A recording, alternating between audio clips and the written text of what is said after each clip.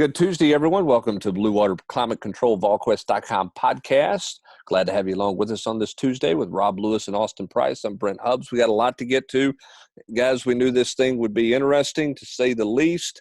It is interesting, to say the least, with Tennessee football as the Volunteers trying to work towards getting ready for South Carolina, doing so shorthanded. Don't have a full complement, a full deck of players due to a lot of contact tracing that has put guys in quarantine for 14 days. We're seeing college games across the country. A couple of them have been canceled in the Big 12 already. So my question to you as we open up the podcast is this. Are you more worried about games getting canceled in the SEC based on what we've seen with a couple of Big 12 games?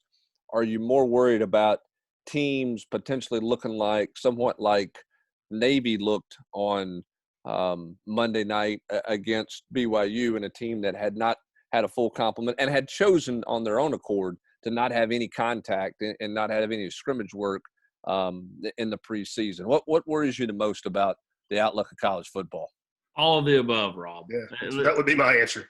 I mean, because I from all accounts, I know they've had their investigation going on now in South Carolina, but from a COVID standpoint, they've not really been affected in a good long while. They've been really healthy as far as not having COVID, not having a lot of kids miss due to contact tracing. So they've been able to matriculate through fall camp and do it at a pace that allows them to be successful. Tennessee, not so much here lately, as they've gotten just mutilated, for the last couple of weeks due to contact tracing. And I know this, my wife is, the nursing director for one of the local counties. I don't hear names or anything, but I hear how many kids are out due to contact tracing. There's X number of positive tests, which is small, and then the number of kids out because of contact tracing is ginormous. And these are at the elementary schools and the middle schools and the high schools.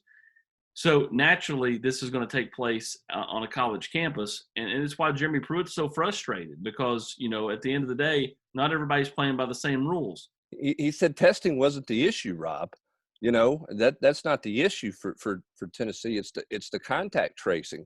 It's guys going into 14 days of quarantine when they don't have any symptoms, and they're being told, hey, you were around somebody 15 minutes, or they were asked, how long were you around somebody? Did you have a mask on or not have a mask on? Were you socially distanced or not? And if the answer to any of those questions is no, then they're going into 14-day quarantine. And I think that's where Jeremy Pruitt's frustrations are. And to pile onto that, and in some of those cases, they're getting tested multiple times while in quarantine, and those tests are coming back negative, and they're still staying in for the full 14. Right. Which I think is adding to the head coach's frustration. And he didn't come out and say he was playing by a different set of rules, but he pointedly said, I don't know what the protocol is at other towns and universities in the SEC. Yes, but sending the message that he didn't think that everybody else was playing by those same rules. Yeah, I mean, he was clearly frustrated, Austin. I think that was very obvious that, and I don't know that it. I think part of the frustration was he just doesn't have his team on the practice field to practice. And look, I use this line all the time. I mean, the Earth's getting smaller in the window. To borrow the Apollo 13 line, I mean, kickoff is coming soon.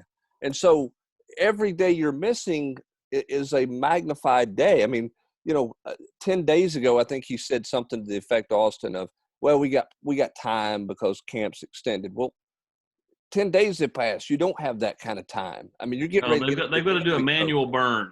So the question becomes, are they going to be able to scrimmage? They haven't been able to scrimmage yet. When is that going to happen? Some schools are 2 scrimmages in. Tennessee is yet to have their first major scrimmage. And even if they do scrimmage, how many guys are going to be out there? I mean, what's going to be the maximum benefit of that? Well, he says they didn't scrimmage Saturday. They did scrimmage, a very small amount of, situational type stuff. So again, they're getting a little bit of work in, but you're not getting to see what your football team really is. And I think Jeremy Pruitt's main thing is to keep going down the analogy, tree is, he doesn't want to go to a gunfight with a knife, and having no real hard work on a consistent basis, you don't know what you have. And, you could show up out there and the team could surprise you on September 26th, and you could show up out there and then they not be very good and you get beat by 30. And so, I think that, the frustration is he doesn't have his team. He doesn't know really, really, truly what he has. And some of the key members on this team have had to miss. And, yeah, sure, they played a lot of football. But, when you miss out a couple of weeks in fall camp, that's a big deal, no matter whether you played a lot of football or not. Well, for the last 2 workouts, which included some situational scrimmage stuff, they've had 1 scholarship running back on the field, and that's Ty Chandler. Now, the other ones aren't all in quarantine because they're dealing with some other nagging injuries and some things like that. But, in fall camp, they've had 1 scholarship running back on the practice field and have been without essentially the core of their right side of the offensive line for the last week or so. So, there's where the frustrations lie. Now, to some of the positives of these things, Austin, I think a guy that, for all of the talk for 10 days, 2 weeks about freshman receivers, guy like Cedric Tillman, who was a forgotten man by a lot of people because there was no spring practice, didn't do a whole lot last year, seems like he's made some noise. He's taken advantage of some opportunities he's gotten over the course of the last 10 days. Isn't that what you're getting? Well, yes, last 10 days, but he was making headway well before that. Okay. When we were talking in chats and stuff 2.5, 3 weeks ago, and people were asking who the starting receivers were, I continued to be told Cedric Tillman is a real shot to win the job. And I was like, wait, what? Because I'm like, where did this come from? And they all talked about the offseason strides that he had made, which is why last week when we talked to Jim Chaney, I asked Jim Chaney about Cedric Tillman, because of the strides he had made.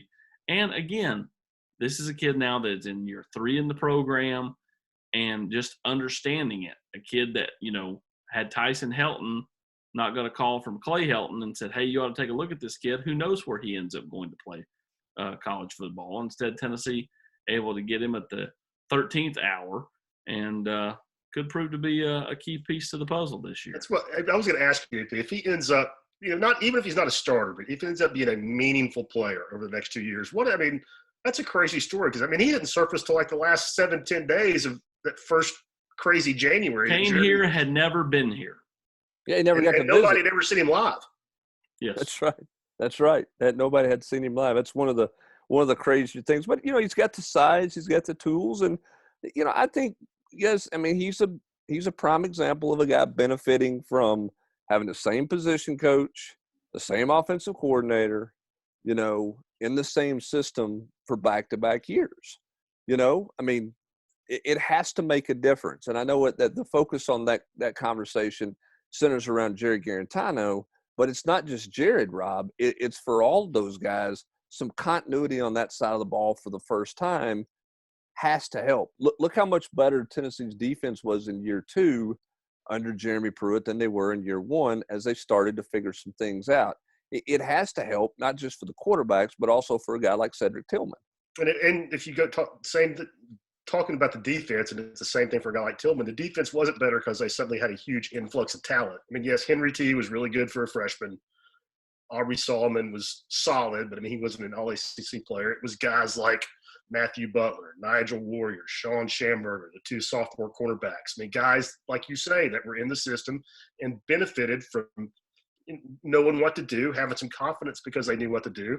And, that sounds to me like what's happening with Tillman. I don't think anybody's saying he's going to be an all-SEC player, but I don't think anybody ever saw him seriously challenging for a starting job here.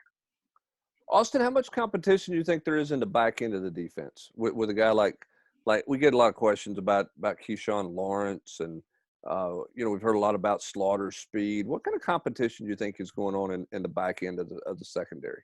I think there is one, but I still think, if you were going to ask me who starts against South Carolina, I would take Jalen McCullough and Trayvon Flowers. With Schamberger at nickel and then Thompson and Taylor. Yeah. The veterans, essentially. Yeah. And I think that, Tennessee's in good shape at corner because not only is Warren Burrell a year older, but Kenneth George continues to make, huge strides. Hey, and, that's another kid, kind of like Cedric Tillman. Yep. Honestly, when you really look at it, when you look at Garland, Tillman, and Kenneth George, those are guys that Tennessee took literally. I mean, Cinderella was waiting on the clock to strike midnight, and they took those kids. I mean, that's if you had told me 3 years ago those guys are going to be factors, I would have probably told you you're crazy. But those guys have just kind of worked themselves into being consistent contributors, and a lot of it goes back to, one, the coaches being able to see it and say, hey, this kid's got something. We feel like we can help develop that into something. And then 2, the kids putting in the work.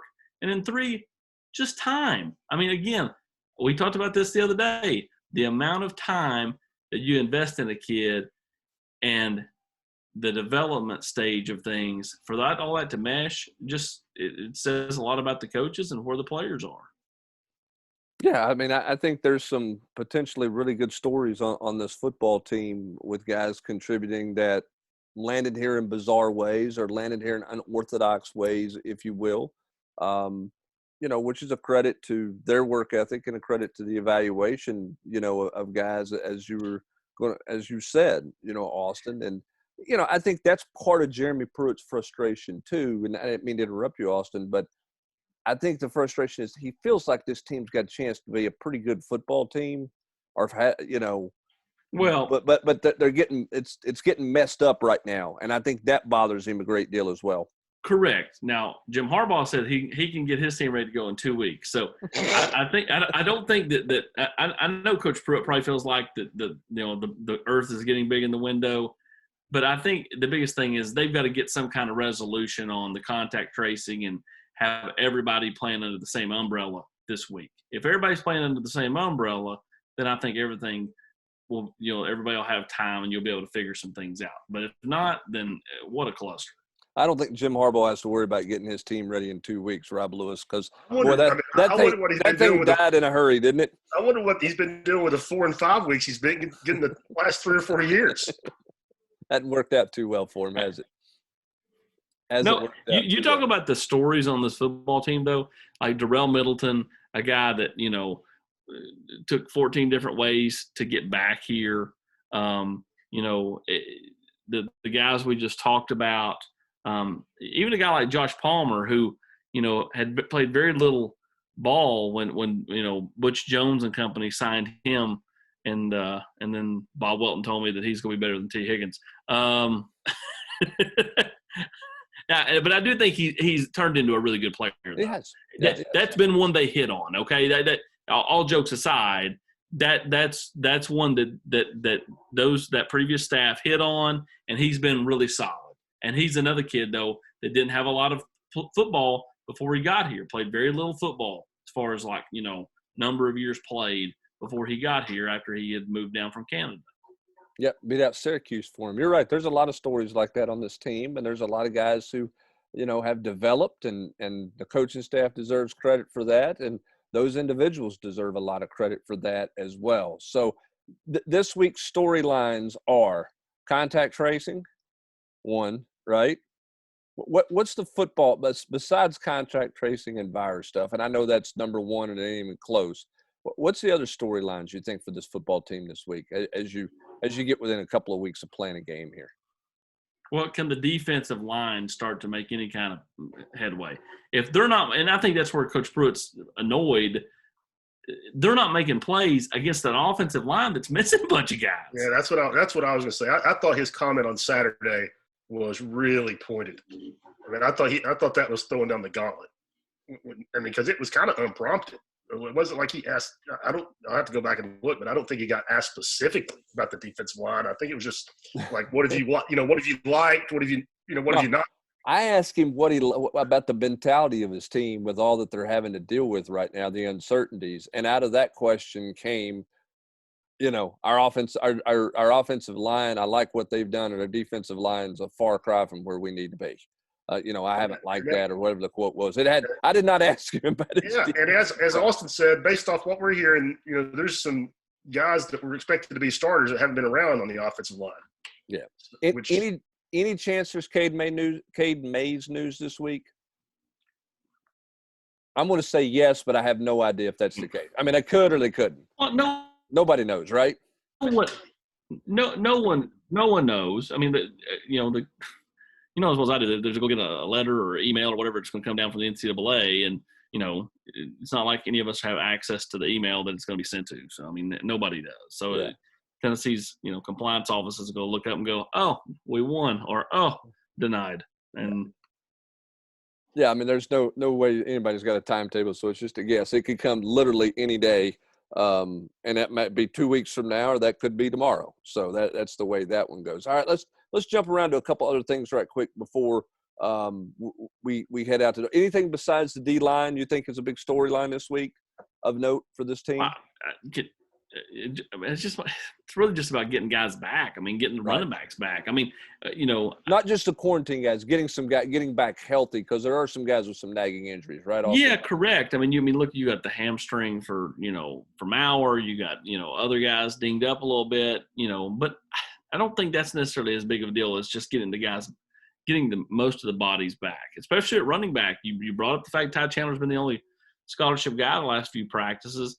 I mean, that's a big deal for a position that they are extremely thin at, so thin at. When you look at, Eric Gray and Ty Chandler, and then after that, you've got Jabari Smalls, who's had a nice little, push in fall camp and showed some flashes. T. Hodge, obviously, is a little bit of a bigger back version. And then Whitehead is, basically just does individual every day, and that's it, because he can't do a whole lot on that foot from where he had that Liz Frank injury a year ago.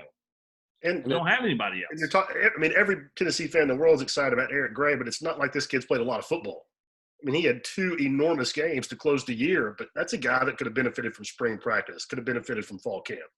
And again, you're a sprained ankle or whatever away from being a nightmare at that position. Yeah, really thin there. And again, a couple of those guys, not Whitehead, but Hodge and Jabari Small, is not a quarantine situation. It's just some nagging bumps and bruises that have limited them. I think they'll be back this week, but those guys have missed the last couple of days just for some nagging bumps and bruises. Yeah, they practiced hard at Briarcrest and at Maryville, but it ain't the same as going through fall camp in the SEC. It is a little bit different, that's for sure. Hey, a couple of quick recruiting things here before we wrap up this Tuesday edition of the podcast brought to you by Bluewater Climate Control. I want to go to Dallin Hayden.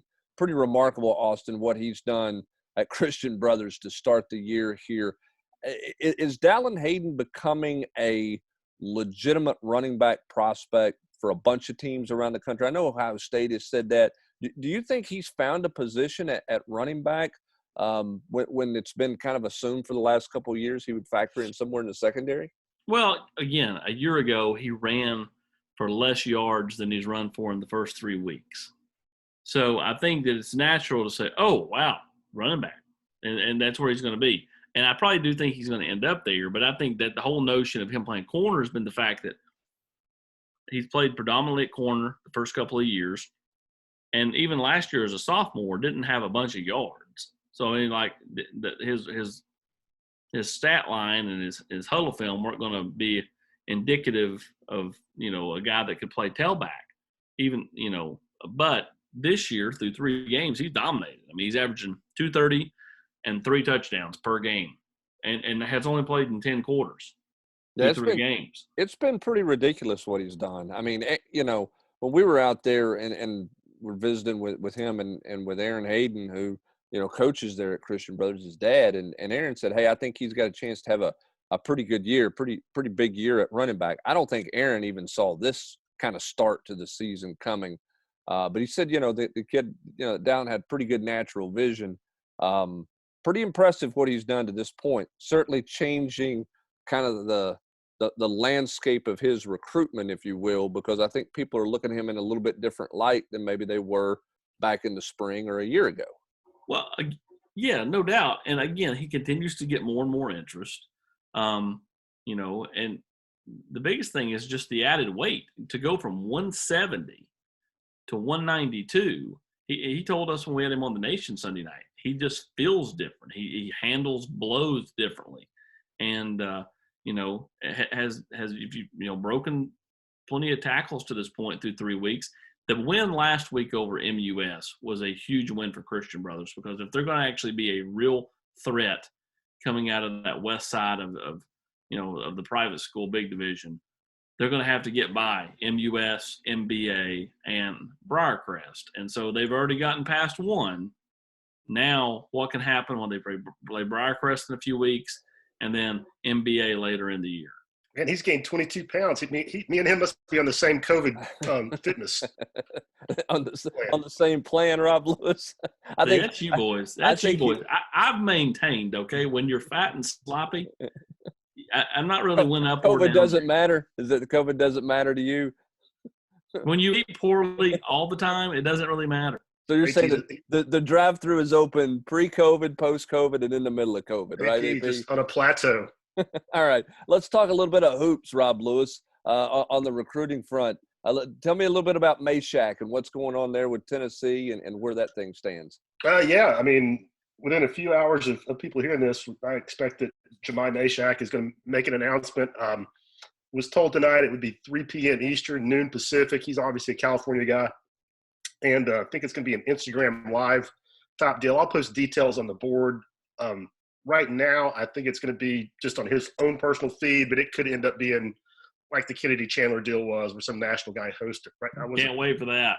Yeah, I wasn't exactly clear on that. But regardless of what the venue is, I think we're recording this late Tuesday or late Monday night. I think Tennessee's in good shape. I think Mike Schwartz and Rick Barnes, along with the rest of the staff, but those two in particular, have done a great job. I think he's a kid that I think he wanted to leave the West Coast. I mean, he's got some West Coast schools in there, Arizona, Cal, but he had opportunities at USC and UCLA. He's from the LA area. He pretty clearly wanted to leave home to some degree. And right now, I think it's going to be Tennessee, which, for that to happen during the COVID lockdown, dead period, no visits, is pretty remarkable. It tells you a lot about how they were able to sell themselves, tells you a lot about, the staff just presented him with information. Look what we've done in terms of player development. And again, I would be surprised Tennessee doesn't get good news today. That's the number 48 player in the country. You put him with Kennedy Chandler, that automatically puts Tennessee in the conversation for having one of the top freshman backcourts in the country next season. I mean, he's never seen Tennessee face to. I mean, he's got family in North Georgia, but on campus, maybe not. No. Didn't really Mike Schwartz kind of cold called him out of the blue a couple of months ago, started things up. And, Tennessee really – and the family's close family. We're talking about grandparents. So that's, they're a couple hours away. So, without that anchor, I think it would have been much different for Tennessee. But he's been – he's made the trip. It's not like he's not done an airplane before and flown this far away from home.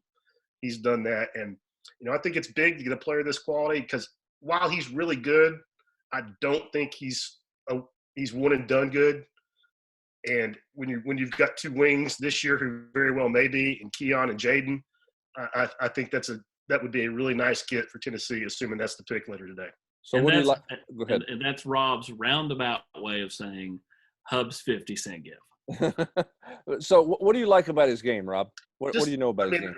Before we start talking about his game, he's a really good athlete, 6'4", 185 pounds, strong, really long. He's not all hung up on his offense.